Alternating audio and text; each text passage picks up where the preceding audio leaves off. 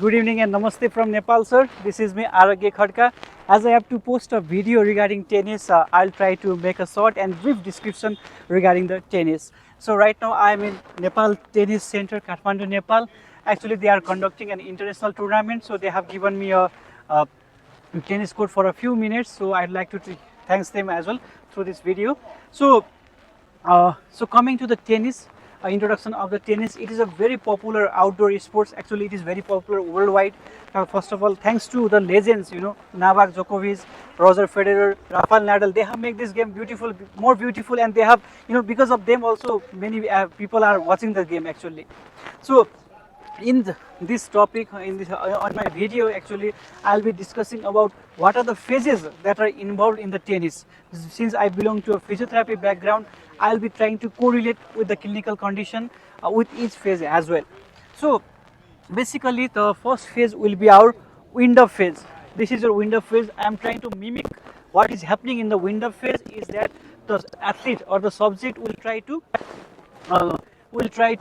gain the momentum, will try to activate his rotator cuff muscles as well. So will try to activate his rotator cuff muscles, followed by there will be an cocking phase, which I am trying to mimic is the cocking phase, where the subject will be trying to gain that momentum, subject will be trying to gain that momentum. So what is happening in your shoulder joint here?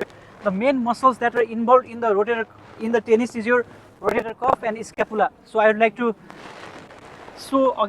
demonstrate again here.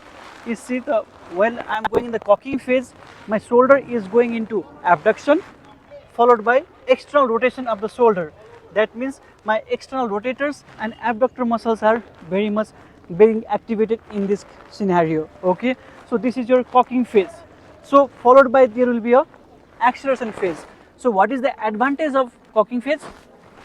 The subject or the athlete will try to gain the momentum in the cocking phase.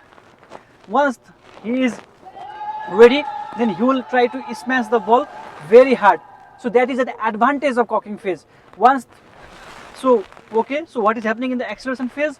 The shoulder is going from my abduction, it is going into forward flexion, as well as it is going into internal rotation. So that means my forward flexor muscles and my internal rotator of the shoulders are getting activated in this condition. All right. So as a physiotherapy, so this phase is very much important to us, since there is a continuous or there is a repetitive use of the shoulder joint. There is a continuous change of direction of the shoulder joint, right? From abduction to it is coming into flexion position. So what is happening here? There is a overuse injury of the rotator cuff muscle, or there is a high chance of rotator cuff being impinged in your shoulder joint. All right. So once acceleration phase is done, once the ball has been hit by the athlete, then that phase is followed by your deceleration phase, and there will become a recovery session that is called as our follow-through phase. So basically this is a recovery phase that is called as your follow-through phase. All right, everyone. So basically, so what is happening here?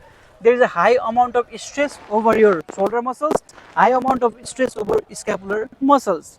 So one of the main point I forgot here to mention is, in the acceleration phase, what is happening? It is not always necessary to hit the ball with the feet touching on the ground. Sometimes the athlete can leave the feet actually off the ground. So what is happening here? Again, clinical correlation is, in that case, the entire shoulder is coming on the scapula, right? The entire force of the shoulder lies over the scapula. So in this case, what is happening here? See, my feet is off the ground. I am trying to hit the ball very hard.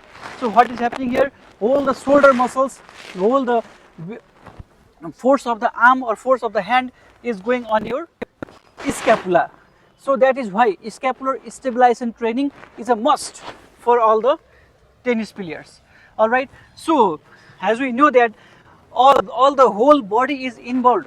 For any kind of propulsive movement, our whole body is involved. So basically more than 50% of kinetic energy is derived from your leg muscles, from your hamstring muscles, from your glutes muscle, from your thoracic and lumbar musculature muscles. All right. So there were entire posterior kinetic chain muscles are involved while playing the tennis. All right.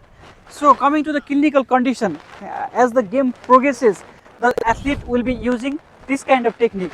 While hitting the ball very hard, he will be using this kind of technique.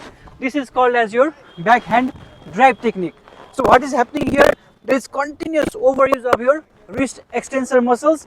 That is called as tennis elbow, or that is called as medial epicondylitis. Alright, so continuous rehabilitation or continuous stretching and strengthening of wrist extensor muscles should be done by a professional tennis player. So next one is your about this. Let's discuss about a tennis racket as well, because it is also one of the predisposing factor for your tennis elbow, for your medial epicondylitis. So how do you see the amount of force that is generated in your hand depends upon how hard the ball is, how fast the ball is coming, depends on how hard you are hitting the ball. All right. So how do you decrease the amount of force generated here? By increasing the flexibility of the string. All right, by making this string a bit more flexible, making it a bit more hard, as well as increasing the grip size. So what is the average, what are the grip size that we recommend as a physiotherapist? What are the grip size we recommend? So basically the grip size that we recommend, it comes from your proximal palmar crease to your tip of the ring finger. Basically it should be at least minimum this size, the more the better. So basically it should be from proximal palmar crease to till your ring finger, and more the length of the grip size, that means more is the your more force, less force is absorbed by your hand. So this was all about tennis. Actually this is my first time I am making the video, so I would be very grateful for any kind of feedback. Thank you sir, have a good day ahead.